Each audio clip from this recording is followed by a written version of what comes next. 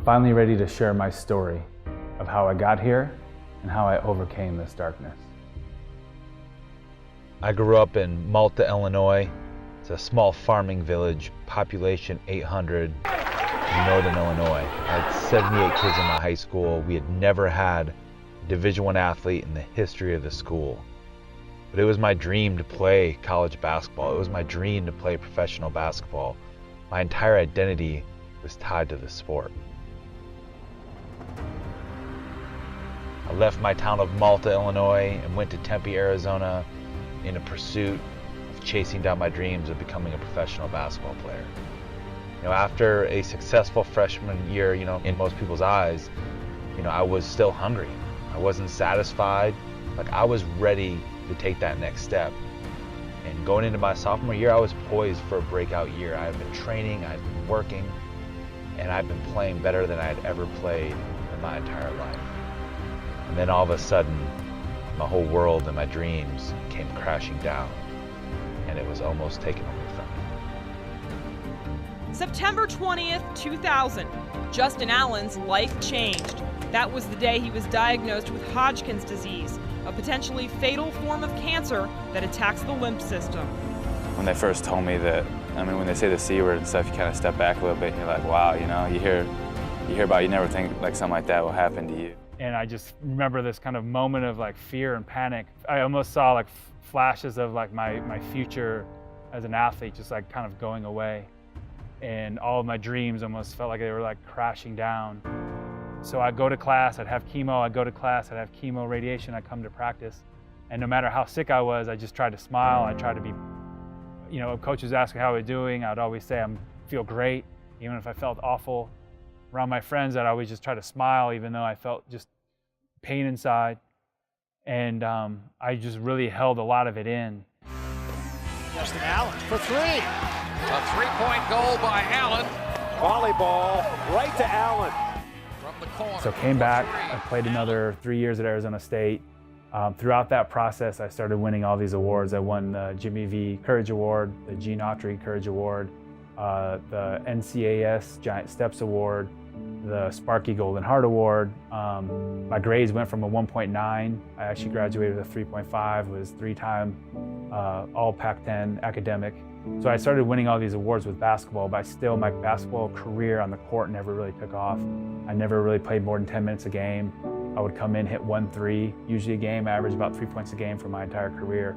So at that point, I remember sitting in my senior year, I graduated, but the only thing that kept creeping in was I didn't make the NBA, and that was my goal, and that I failed, and I had this whole idea of this fear of failure, that I didn't make it, and I let people down, and I let my hometown down, let my parents down. I was supposed to buy them a car and houses, and I had all these big dreams, and it felt like it was just completely over.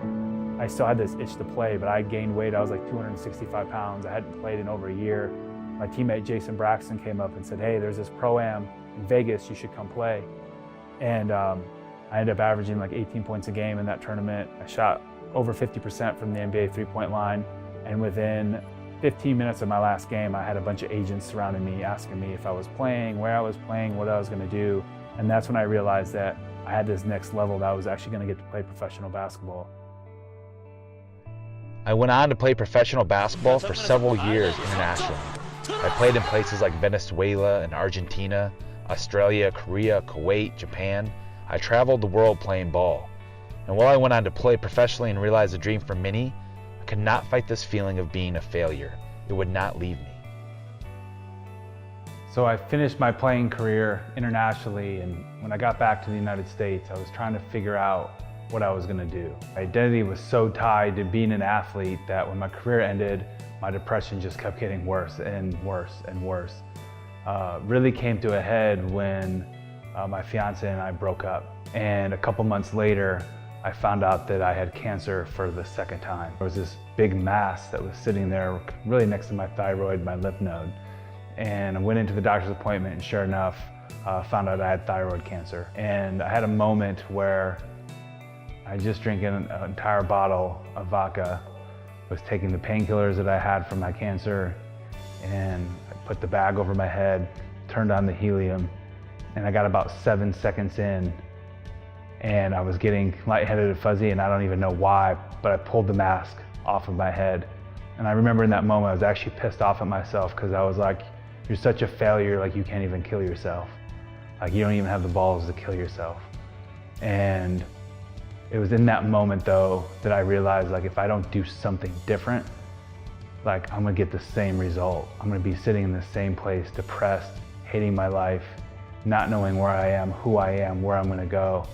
And that's at that moment when I decided that I had to do something. I had to get up and move. I had to go somewhere.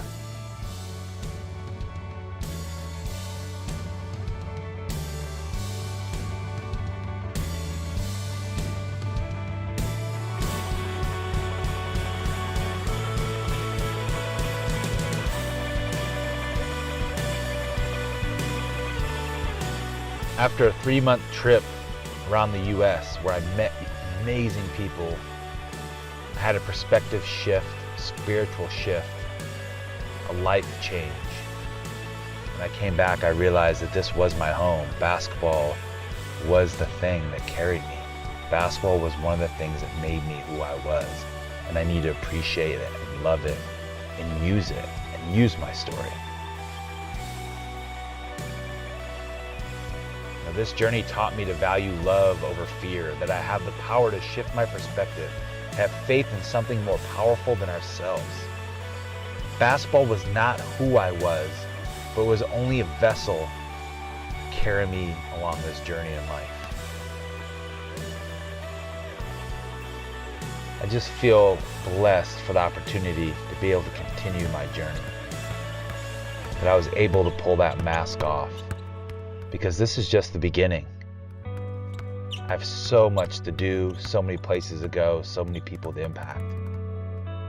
And I'm ready to live the rest of this journey fully, with passion, with love, and with hope.